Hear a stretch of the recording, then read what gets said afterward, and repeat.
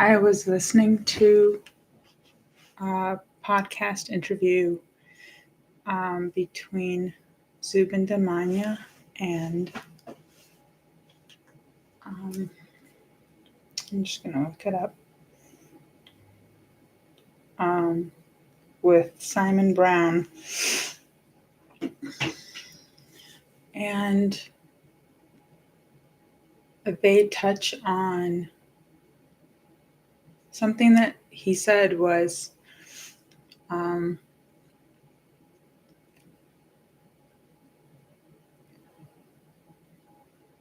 first of all, just sharing your experiences. It should be with someone where you feel safe. I'm kind of doing it more publicly. And I do have a great community where I go to do ecstatic dance, usually once a week. I've skipped the last couple, I don't know. Anyway, so it's nice that that's a place that has allowed me to explore like feeling safe in sharing, because people share themselves there, both verbally and through dance. That's definitely helped a lot. And he talked about sharing, and that hit me like that sharing really does clear things out, and it moves things. And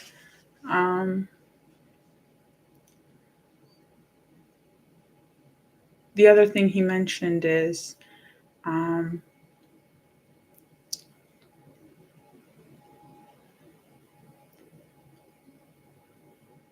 that question of like, oh, there's this like pit in my stomach. What is that? And oh my gosh, that's shame. That's something to look into. And I get those feelings. And I had that today at work. It wasn't bad. It's very minor. It wasn't like things used to hit me in a way of like minor panic attack kind of stuff. So it just felt so normal. And that's part of why I wanted to dig into it. A client asked me a question, and it was one of those cases where I didn't know 100% of the answer. So I did my best, and I said, I'll research what I can for you. But I could tell that I was in a place of, at least to some degree, of like, I hate that there was some shame there of that. First of all, I don't know the answer, the total answer. I haven't taken the time to explore, like, because I do have access to the thing that he's asking about, and I could go watch the tutorial videos, like, because it's not my everyday job thing, and there's other people who are experts in it. But I could dig into it, and I used to. So this is part of it, is finding balance. I used to completely overextend myself, and I would dive into things that weren't part of my job, and next thing I knew, I was behind. So I'm trying to like gauge what's appropriate there, but there's, shame is not this kind of shame that just lives in you. It's not the healthy kind. So if something is driven by that, it's what I'm trying to say is it's not a place from which to act. It's something to tap into. So I saw that the point, I guess, is that I saw that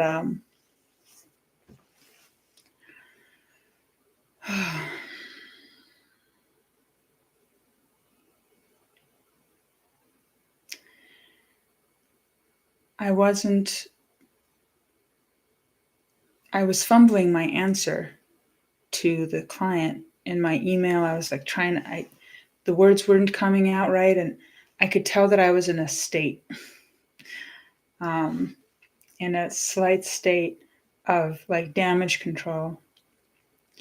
And so when I was listening to this podcast, now that it's after work. Um, I thought this is an opportunity I really want to explore. I want to explore shame. I'm impatient. I want to feel better. No.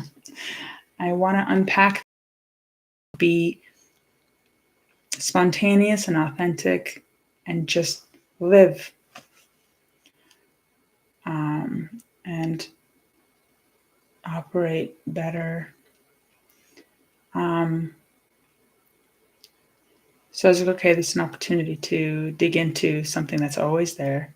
And it's way better than it used to be, but I want it to be gone. I want to fully unpack shame that lives in my body. So I I grabbed a teddy bear. And I was like, we're gonna go full vulnerability. And I went to the guest room. My kid is having a snack in her room, and I was like, I'll go to the room that's furthest from hers and just kind of take this moment. And the more I sat there,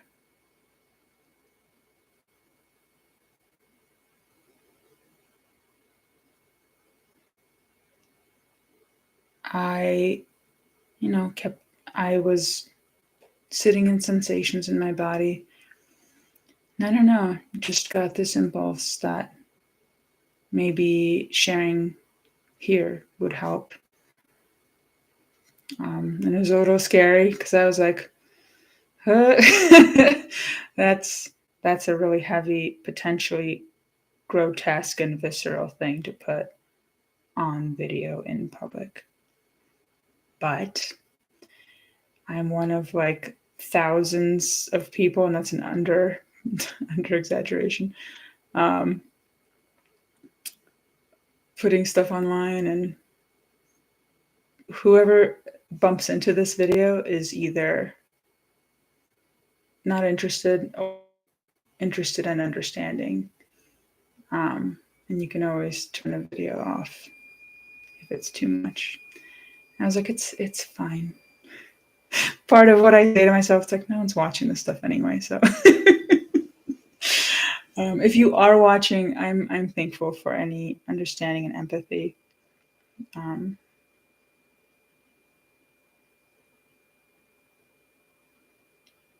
Yeah, and part of what I'm doing is stepping outside of comfort zones. Anyway, it just felt like this might be a helpful jump into the water kind of part of the process of clearing things out. I keep on explaining myself in some of these videos of why am I doing this? Because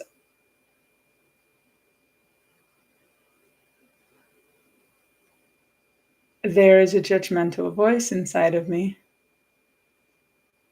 that's like, what are you doing? Why are you doing this?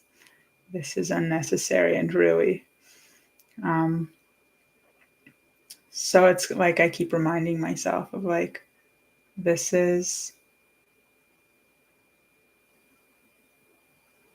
this is radical sharing. And I don't know if it's how useful it is, but it's doing something and expressing more than I ever have before. And it's something that I've been afraid of. So that means that it's something that,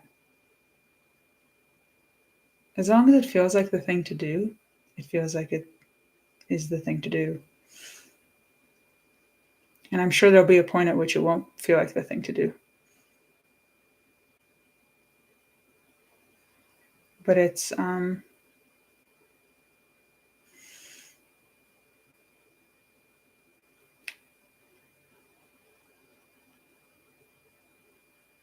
it's a way to tap into exposure and maybe overexposure. Um,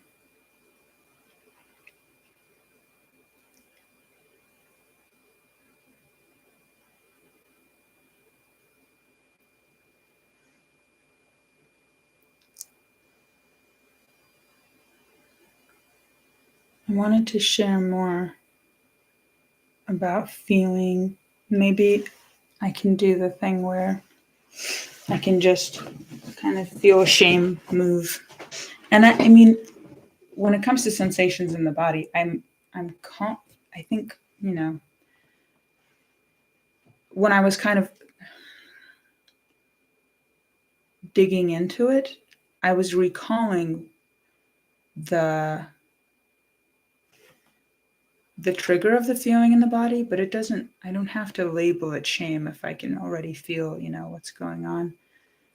Just sometimes I feel like it's dissipating and I don't know if it's fear or real release. So I don't know if it's useful to drudge things up so that they can be seen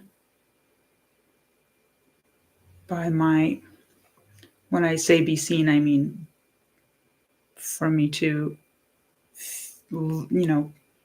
place them in the body and feel them. Because sometimes they start dissipating, which part of that is, it can be like the point to like let it work itself out. But sometimes it feels like it's not working itself out, it's squirming away. And I'm like grabbing it by the foot and dragging it back and being like, no, we're going to feel this. We're not going to say, oh, I'm okay now. We don't have to feel this anymore.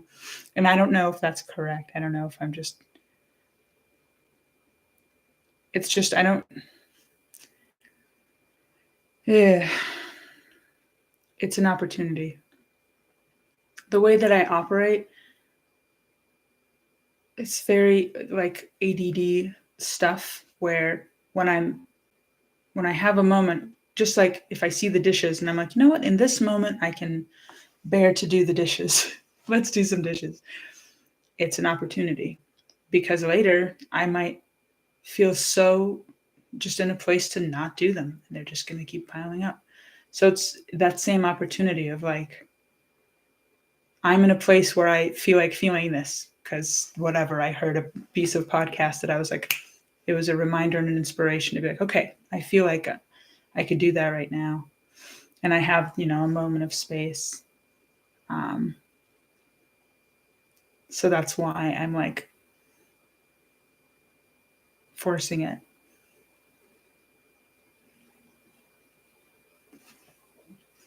I think this, yeah,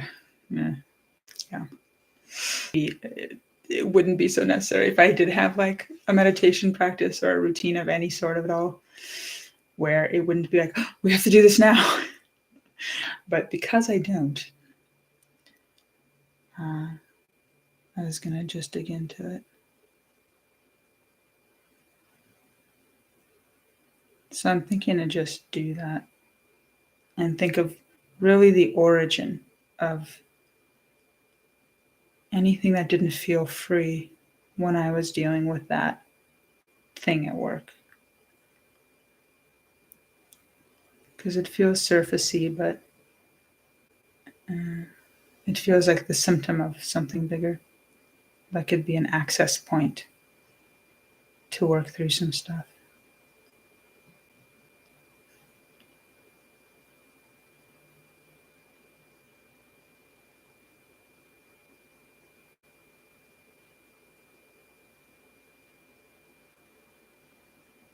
So right now, like I feel a tension like in my glands almost.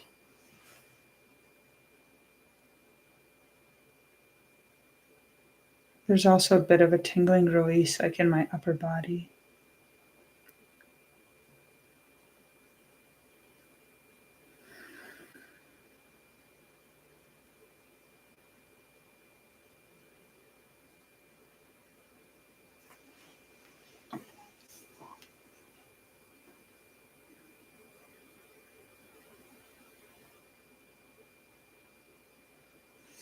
And some of what I was doing, I was like thinking about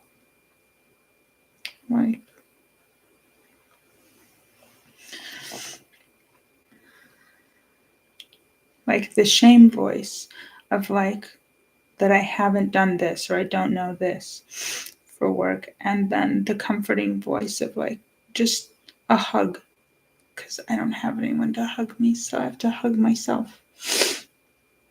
Just someone to hug me and say, no, it's okay. It's okay that you didn't know that. It's okay that you haven't spent hours to do the research and to, use that platform and all the stuff. And it's okay to just be who I am and be how I am and be as helpful as I can be and not be the things that I'm not.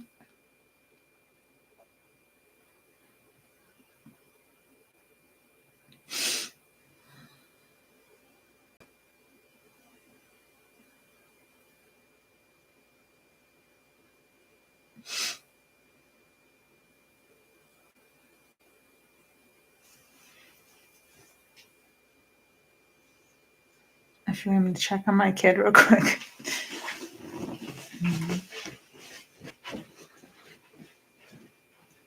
Hey, Shy, are you done with your snack or what are you doing? You doing okay? When you're ready to go, come upstairs and let me know, okay? To the store. Should I just go by myself? Okay, I can do that.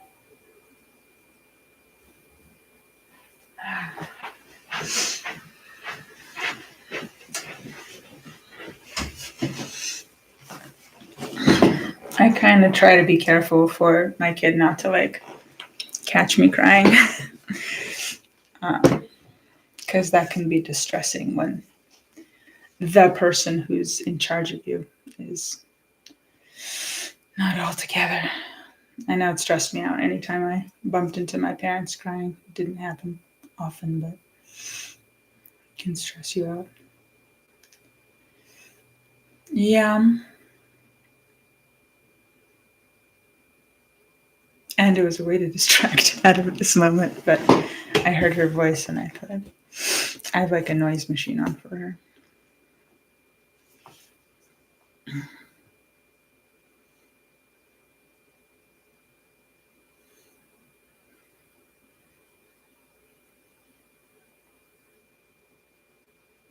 I feel like now that I've shared a small piece of like what I was doing out loud,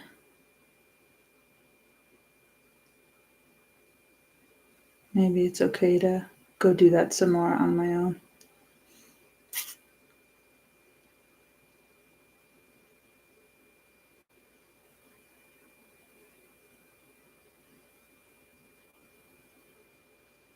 And give myself that time.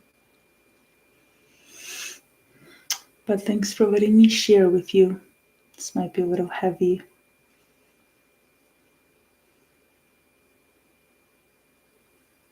Yeah.